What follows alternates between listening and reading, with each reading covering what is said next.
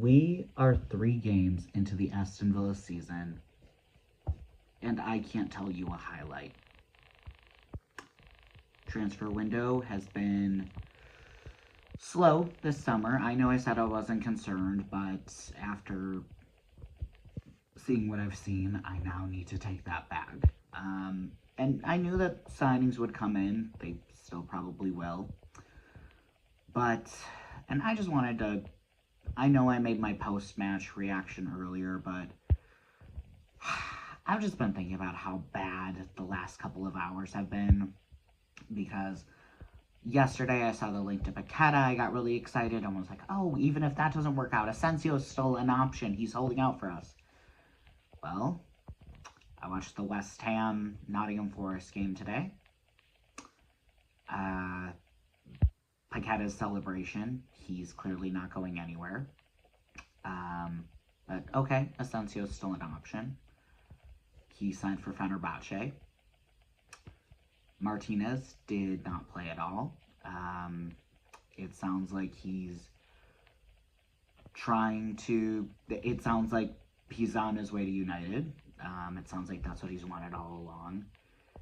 And, you know, if we can get... Honestly, for me, spoiler, I kind of wanted to go through all the crap things that have happened. But if we can get Diogo Costa, I don't know about the Royal Antwerp keeper. I just know that I'd rather someone who's playing for Porto, and that also weakens an opponent in the Europa League. So that's a little kind of bonus as well. But man, this last couple 24 hours or so, and we get just destroyed by Crystal Palace. What does it say? That Emi Buendia is being seen as surplus to requirement, and he can go if a reasonable offer comes in. But he was probably our best player.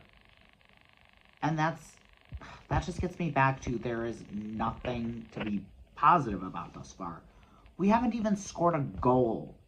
We've got a point. That's it. And that wasn't necessarily, like, the best point. We played like crap. The bonus was we got the point. Sorry, my shoulder's getting sore. But no goals, 1 point, no wins, no real creation either. I said earlier, like, it's not a Watkins problem. It's not like where we're complaining about Watkins just not finishing his dinner or needing 3 or 4 chances. Are we creating 3 or 4 chances? If so, can someone point to what they were? I can't remember. And, like, the tactics aren't... It's not like I can even see, like, oh, we've clearly got this custom game plan for this opponent or anything. It's just nothing to take away from me, for me to be positive. It's shocking. And obviously, I'm going to reserve all judgments until the transfer window closes at 1 p.m. My time. I think that that'll give us all a better idea of... It'll put everything into perspective. There's no more sort of moving parts as far as a squad. It's done. Victor Lindelof is coming in. Is he a flash sexy signing? No. Do I think he'll be solid and probably, like, at the correct level? Yeah. I'm not, like, hyped about it, but I think that's a solid signing. I think he's of the level to... Konsa's obviously ahead of him, but as a backup, I don't think that's the worst thing in the world. So, I was just getting really down, and the big thing I can really hope for is Diogo Costa. As far as an attacker, I don't know. I know that Sancho has been talked about as part of that Martinez deal. I don't want a straight swap.